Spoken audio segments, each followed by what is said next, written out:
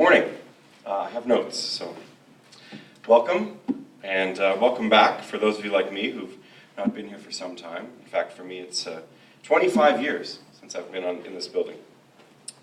It's great to be back and see familiar faces, including my former teacher, Mr. Tom Ellison, whose sage wisdom and patient tolerance of deviant behavior helped make me the man I am today. I'm here at the request of your next inductee, Miss Krista Vriend. She had asked that I would rise and take proper credit for my prominent role in her many achievements, but I've decided instead to use my time to introduce her to you. She was born in a Dutch sailing village nestled deep inside King's Cross Estates, and Krista received her early education and nurtured a love for a crisp pantsuit while studying in a uniform at a nearby private school. Krista and I met upon our mutual arrival at KCSS and have been close friends ever since. We've been neighbors in both King City and Toronto, roommates in Etobicoke, and for a time, I even served as a day laborer for her father in his unflappable pursuit of the perfectly landscaped yard. While I'm certain she had many valuable and fundamental experiences as a KCSS student, she also made it look easy and breezy. And those breezes would carry her first to an extended stay in the Netherlands before she began her studies at Mount Allison University in Sackville, New Brunswick. However, this coastal backwater couldn't hold her, though, and she laid waste to their undergraduate offerings, pillaging herself a Bachelor of Commerce with a major in economics and a double minor, which if my grade 11 math serves me right, 2 minors equals a major. We'll go with it. It's the new math now, I know. A double minor in marketing and international studies. She began her professional career shortly thereafter in Toronto. Whether it was contributing to one of the fastest growing asset management firms in Canada or growing a regional financial services firm into a national institution, Krista was driven to succeed, and these far from insignificant achievements were soon to be considered merely her opening remarks in what has become a great career. While I am painting a picture of Krista as a slayer of financial dragons, she has also been keen to nurture the less competitive parts of her life. Enter her perfect foil, companion, confidant, and husband, the poet warrior known as Brock Wally. He is part philosopher, part pool boy, and I can think of no better person to offer Krista both support and solace. With her partner by her side, Krista departed Toronto for Vancouver, where she helmed the branding and launch of a new company for Canada's largest credit union with a focus on socially responsible investing. Mission accomplished, they returned to Toronto, where Krista began her work with Scotiabank, which almost a decade later finds herself overseeing the marketing for global insurance and international wealth and asset management. Think back now to what Krista studied in school: economics, marketing, international studies. You would be forgiven to think that she may have had some kind of glimpse into the future many years ago, because it seems like she has arrived exactly where she intended to be. Krista has also been an active fundraiser and supporter of many charitable causes, often finding herself rising to the responsibility of directorship of the charities that she supports, such as the Track 3 Ski Association for Children and Youth with Disabilities, and currently she is the president of the Canadian Congenital Heart Association, committed to raising awareness and to support research for congenital heart disease. But I've saved the best for last, and for that which I think is Krista's greatest passion and her finest work, her son Noah. While I'm continuously inspired by her dedication to her profession and those she works with, I'm most proud of her devotion, compassion, and zeal with which she embraces motherhood. For these, and I'm sure many other reasons I've failed to illuminate, today we celebrate the very wise decision of the KCS staff and alumni to award Krista Vriend $750,000 for her achievements in business marketing, and also a place in the case of distinction. Tom, you have the check? The check is on its way. Krista Vriend.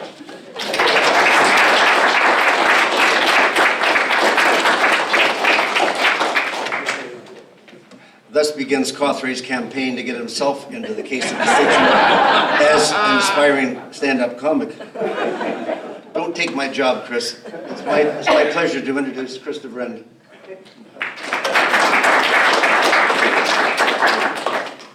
Thank you so much. Thank you, Chris, for those great words, full of verklempt.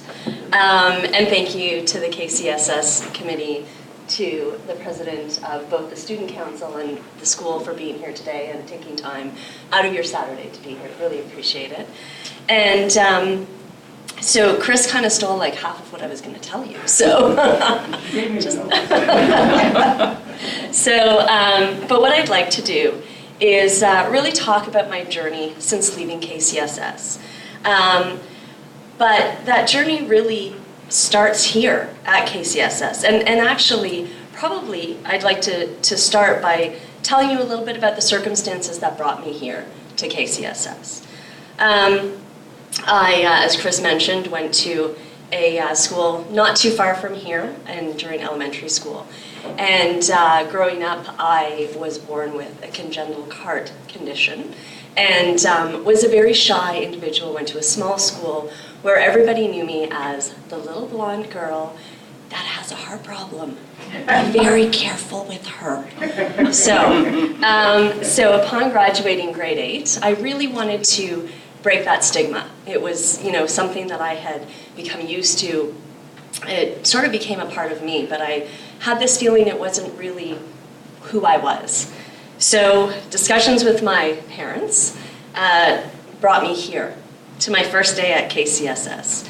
And it was quite daunting, I'll be honest with you, for someone who was shy, not so much so anymore, to walk into a school where I knew only one individual, my next door neighbor, and to start my journey here at KCSS.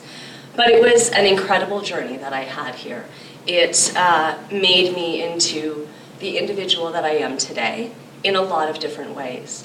And of course, I found a love for the Lunch Lady's chocolate chip cookies along the way as well. Can't forget those. And I'm sure all of the teachers that are here today can know this already as they watch students go through. But only time and distance for us that have been through high school realize that it's really a microcosm of the real world. You learn here through high school to enjoy the fun times. You learn how to deal with the stresses and the anxiety and sometimes the disappointments and the pain. But that's all in preparation for what's to come. And so probably in my third year here, something amazing happened. I found my tribe. I found the friends that I think Jeff alluded to too, that have become friends for life. Chris being one of them, and Odelia another. And because I found my tribe here, I was able to grow and learn and kind of get rid of the last shackles of that stigma that I still didn't even realize I had. And what that allowed me to do was stretch and grow. And it provided me the opportunity to pivot and develop as an individual. And two things that are still amazing passions for me today happened here at KCSS. One was in Mr. Healy's World Studies and Geography class. I learned the value of learning about other cultures, about learning how individuals are less fortunate than we are here, and learned the value of giving back. And we launched perhaps only the only 30-hour World Vision famine sit-in here at this school, but it was my first foray into giving back, into doing volunteer work and fundraising. And then the other thing that sort of has led me to where I am today is the passion for world economics that Mr. Sinyard instilled in me in his class. And that was something that was quite incredible. Really learning about how economies evolve and change, and how they continue to change. And this really led me to Mount Allison University, where I took my degree, as Chris had mentioned, in BCom, and with a master's in economics. And at Mount Allison, my passion, sorry, am I speaking really loud? Slow. My passion for, is that better? My passion for economics evolved into a passion for really microeconomics, business, how businesses need to evolve as our world changes, as our society changes. And so that's where my studies led me. And along with a passion for microeconomics and business came a passion that I had for Japanese studies. Hatashi no namae wa Krista Vriend desu. Dozo yoroshiku. That is the rest of that, the only part of that passion that I have left, but it was an incredible journey. And of course, being out east, I found a love of garlic fingers and donair sauce and marketing, sort of. So after an illustrious 4 years at Mount A, I graduated, and going into school, I thought for sure, university, I was going to take the M&A world by storm. That was what I wanted to do. Coming out of university, that's what I wanted to do. Didn't really work out that way. I started off in sales at a startup mutual fund company, and for the first 10 years of my career, went to a few other financial institutions, but had some significant accomplishments along the way. Being part of a startup that had an incredible visionary as a leader made me realize the power of being a visionary and of having passion and of taking risks and failing and falling down and getting back up and doing it over again. So that was one of the things that truly came out of that first job that I had. I was one of the first 10 employees of that organization, and it grew to the fastest growing mutual fund company in Canada at the time. And then I went out to BC and was able to put socially responsible investing on the map in a little way. So through this first 10 years, what I found my deep passion for, that remains what I do today, is the ability to connect with people, to understand what makes people tick, what makes them love the things they love, makes them desire the things that they want, and frankly, what they're scared of. And that is so key in our world as individuals, but also in the world of marketing. Being able to figure out how to connect with people emotionally. And along the way, as Chris mentioned, I kept my passion for giving back with the number of charities that I did work with. And of course, my passion for my family, my parents, my siblings, and my rocks, my husband, and my son, sorry. Anyway, that was the first 10 years of my career. And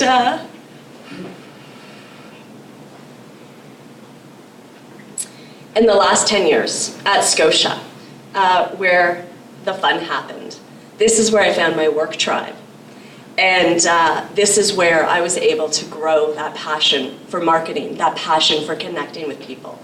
And was able to really get to understand people, to be able to communicate and connect with them individually, launching and understanding what their passions were, what they cared about, what gets them up in the morning. How do we emotionally connect with individuals out there in the world? Scotia operates in 55 countries in the world, and we have 80,000 employees. And our goal, and the reason that I love Scotiabank, is because their mission is to help people become better off.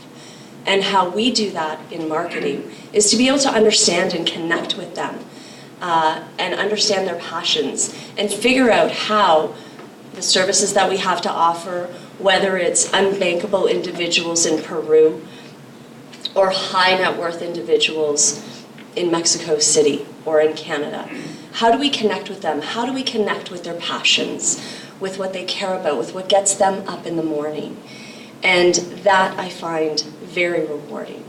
and has taken me through a number of different accolades, which I don't usually speak to, but some of them are a number, probably about half a dozen Canadian marketing awards that me and my team have achieved over the years that I've been at Scotiabank. I've also won a gold medal in the International Digital Innovation Awards, and those are great things, but not as great as what gets me up in the morning, and that is the ability to connect with people, the ability to figure out how to help people all around the world become better off.